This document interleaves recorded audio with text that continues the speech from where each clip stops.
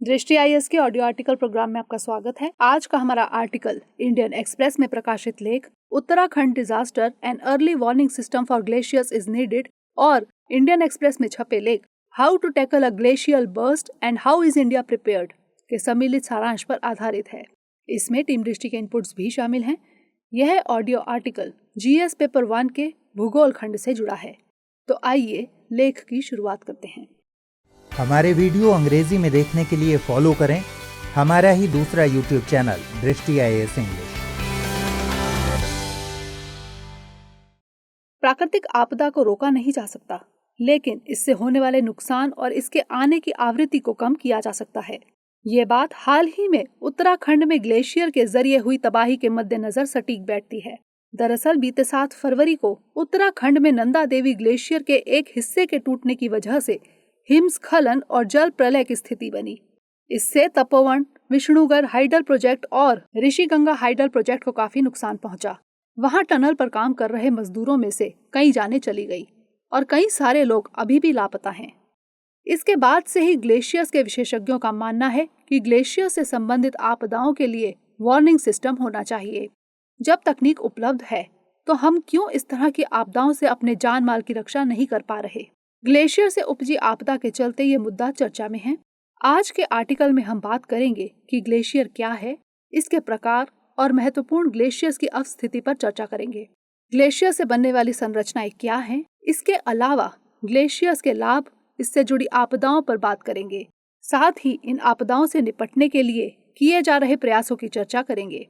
आइए सबसे पहले बात करते हैं कि ग्लेशियर यानी हिमनद क्या है। ग्लेशियर शब्द को फ्रेंच शब्द ग्लासे से लिया गया है।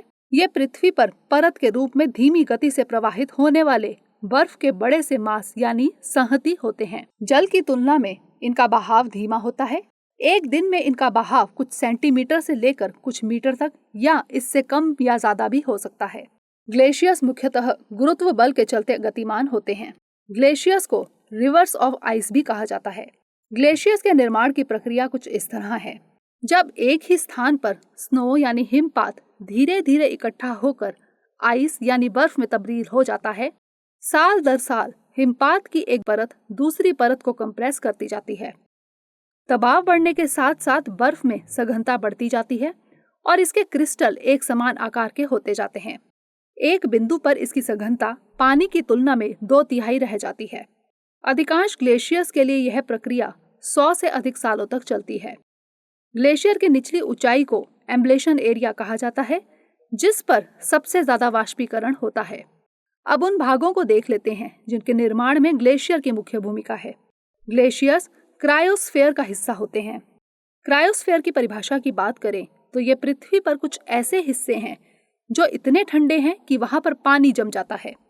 इन क्षेत्रों का तापमान साल के किसी एक समय पर 32 डिग्री फ़ारेनहाइट या 0 डिग्री सेल्सियस से कम होता है।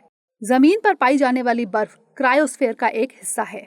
इसमें आइस कैप्स, ग्लेशियर और बर्फीले क्षेत्र के अलावा परमाफ्रॉस्ट शामिल होता है। इसके दूसरे हिस्से में पानी के अंदर पाई जाने वाली बर्फ शामिल होती है। परमाफ्रॉस्ट कोई भी ऐसा क्षेत्र है जो कम से कम लगातार 2 सालों तक 32 डिग्री फ़ारेनहाइट या 0 डिग्री सेल्सियस पर पूरी तरह जमा हुआ हो। इससे पृथ्वी का एक बड़ा हिस्सा कवर होता है। उत्तरी गोलार्ध में लगभग 1/4 क्षेत्र परमाफ्रॉस्ट से जमा है। इसमें मिट्टी, चट्टान और रेत बर्फ के जरिए कंबाइन होते हैं।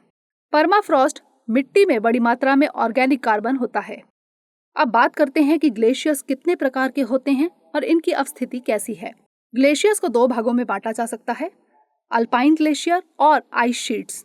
अल्पाइन ग्लेशियर्स पर्वतों के किनारे बनते हैं और घाटी के जरिए नीचे की ओर बहते हैं। धूल, मिट्टी और अन्य पदार्थों को अपने रास्ते से हटाते हुए ये घाटियों को और गहरा कर देते हैं। ये ग्लेशियर ऑस्ट्रेलिया को छोड़कर हर महाद्वीप के ऊंचे पर्वतों में पाए जाते हैं।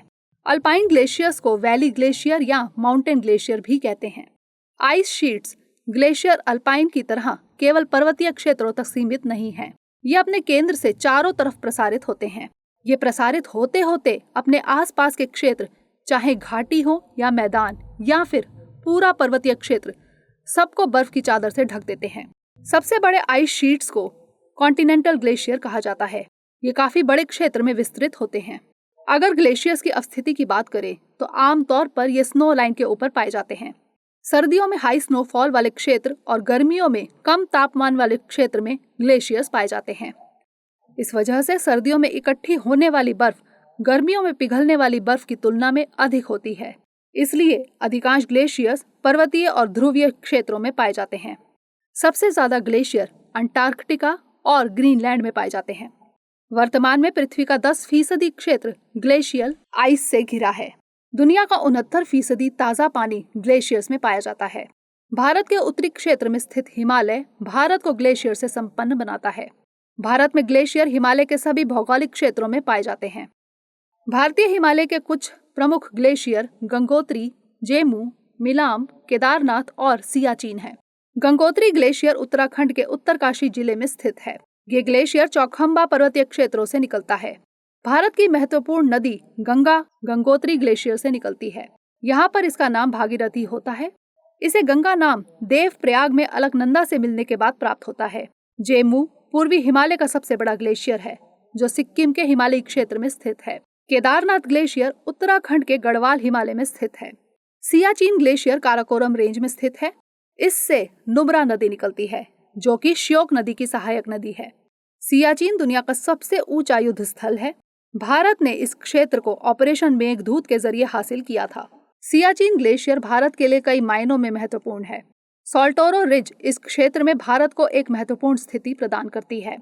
साथ ही यहाँ से भारत, चीन और पाकिस्तान दोनों पर नजर बनाए रख सकता है। अब एक नजर डालते हैं ग्लेशियर द्वारा बनने वाली संरचनाओं पर। ग्लेशियर से बनने वाली संरचनाएं अपरदित और निक्षेपित 2 वर्गों में बांटी जा सकती हैं। अपरदित संरचनाओं में सर्क, हॉर्न और सिरेडेड कटक और हिमनद घटी या गर्त को शामिल किया जाता है, जबकि निक्षेपित संरचनाओं में मोरेन यानी हिमोड़, एस्कर, ड्रमलिन और आउटवॉश प्लेन या हिमानी धौत मैदान शामिल हैं। पर्वतीय भागों में ग्लेशियर द्वारा बनाई गई आकृतियों में सर्क सबसे अधिक महत्वपूर्ण है। सर्क गहरे, लंबे व चौड़े गर्त हैं जो हिमनद घाटियों के शीर्ष पर पाए जाते हैं। इनके आसपास झील भी पाई जाती है जिसे सर्क झील या टॉन झील कहते हैं। हॉर्न 3 या अधिक हिमनदों के लगातार अपरदन से बनते हैं। अपरदन से इन हिमनदों के तल आपस में मिल जाते हैं और एक शीर्ष चोटी का निर्माण होता है जिसे हॉर्न कहा जाता है। हिमालय की सबसे ऊंची चोटी एवरेस्ट वास्तव में एक हॉर्न ही है। सिरेटेड कटक सर्क के अपरदन से बने नुकीले कटक होते हैं। हिमनद घाटी या गर्त अंग्रेजी के यू अक्षर की तरह होती है। इनके तल चौड़े व किनारे चिकने तथा ढाल तीव्र होते हैं। इन घाटियों के एक या दोनों तरफ हैंगिंग वैली या लटकती घाटी भी होती है। निक्षेपित संरचनाओं में मोरेन या हिमोड़, हिमनद टिल या गोलाश्मी मृत्तिका के जमाव की लंबी कटकें होती हैं। ये ग्लेशियर पर गिरकर इकट्ठी हुई धूल और रॉक्स या ग्लेशियर द्वारा बहाकर लाए जाने से निर्मित होती हैं। मोरेन लैटरल, मेडियल या एंड 3 प्रकार के होते हैं। एस्कर ग्लेशियर द्वारा बहाकर लाई गई रेत और ग्रेवल्स से बनी पहाड़ियां होती हैं। ये 1 से लेकर 10 मीटर तक ऊंचे होते हैं। ड्रमलिन हिमनद मृत्तिका के अंडाकार समतल कटकनुमा स्थल रूप हैं जिसमें रेत व बजरी के ढेर होते हैं। ये 1 किलोमीटर तक लंबे व 30 मीटर तक ऊंचे होते हैं। हिमानी धौत मैदान या आउटवॉश प्लेन्स हिमानी जलोढ़ निक्षेपों से बनते हैं। इन निक्षेपों में बजरी, रेत, चीका, मिट्टी शामिल होते हैं। अब देखते हैं कि ग्लेशियर्स के लाभ क्या हैं। ग्लेशियर्स बहुत सारे महत्वपूर्ण संसाधन मुहैया कराते हैं। ग्लेशियल टिल या हिमनदीय मृत्तिका फसलों के लिए उपजाऊ मिट्टी मुहैया कराती है। रेत और बजरी के निक्षेपण कंक्रीट और एस्फाल्ट बनाने के काम आते हैं। जीवन के लिए बेहद जरूरी संसाधन पानी है। ग्लेशियर्स मीठे पानी के बड़े भंडार होते हैं। ग्लेशियर से कई नदियां निकलती हैं जो कि लोगों के लिए पानी और बिजली के लिए जरूरी हैं। इस तरह ग्लेशियर्स अर्थव्यवस्था में भी महत्वपूर्ण भूमिका निभाते हैं। वर्तमान में कई कंपनियां ग्लेशियर्स वाटर को साफ और ताजे पानी से जोड़कर मार्केटिंग करती हैं, जिससे इस पानी की कीमत काफी बढ़ जाती है। ग्लेशियर्स पृथ्वी पर मौजूद कुछ बेहद खूबसूरत नज़ारों में शामिल है जो कि पर्यटन का प्रमुख आधार होते हैं। ग्लेशियर से संपन्न देशों ने पर्यटन क्षेत्र को बढ़ावा देने के लिए इनका भरपूर प्रयोग किया है। इसके अलावा ग्लेशियर्स जलवायु परिवर्तन के सूचक हैं क्योंकि तापमान बढ़ने से बर्फ पिघलती है। जलवायु परिवर्तन के प्रति देशों को सचेत करने में इनकी महत्वपूर्ण भूमिका है। ग्लेशियर्स जलवायु परिवर्तन के अच्छे सूचक हैं, लेकिन जलवायु परिवर्तन इन्हें पूरी तरह से खत्म करने में बड़ी भूमिका निभा रहा है। आइए अब एक नजर ग्लेशियर्स के सामने मौजूद चुनौतियों पर डालते हैं। जब बर्फ के एकत्रित होने की दर पिघलने से अधिक हो जाती है, तब ग्लेशियर्स पिघलते हैं। वह प्रक्रिया जिसमें मेल्टिंग यानी पिघलना, इवेपोरेशन यानी वाष्पीकरण और इरोजन यानी अपरदन शामिल होता है, उसे एब्लेशन कहा जाता है। पृथ्वी का तापमान लगातार बढ़ रहा है, जिससे ग्लेशियर्स पिघल रहे हैं। ये पिघली हुई बर्फ महासागरों में जाती है, जिससे समुद्र का जल स्तर बढ़ता है। इससे कई द्वीपीय देशों के डूबने का खतरा है। विश्व आर्थिक मंच ने ऐसे 11 शहरों की सूची जारी की है जो कि 2100 तक डूबने की वजह से गायब हो जाएंगे। इनमें ढाका, वेनिस, बैंकॉक और मियामी जैसे शहर शामिल हैं। इसके अलावा ग्लेशियर्स का साफ पानी जब महासागरों में जाता है तो महासागरों के इकोसिस्टम में भी बदलाव होता है। कई तरह के सूक्ष्म जीव और कोरल्स अपने सर्वाइवल के लिए खारे पानी पर निर्भर करते हैं, लेकिन महासागरों में मीठे पानी का स्तर बढ़ने से ये इस नए आवास में एडजस्ट नहीं कर पाते। साथ ही ग्लेशियर आइस शीट के पिघलने से महासागरीय धाराओं के पैटर्न पर भी प्रभाव पड़ता है। एक अध्ययन के मुताबिक ग्रीनलैंड की बर्फ पिघलने से पर्यावरण में मीथेन भी उत्सर्जित होती है, जो कि तीसरी सबसे बड़ी ग्रीन हाउस गैस है।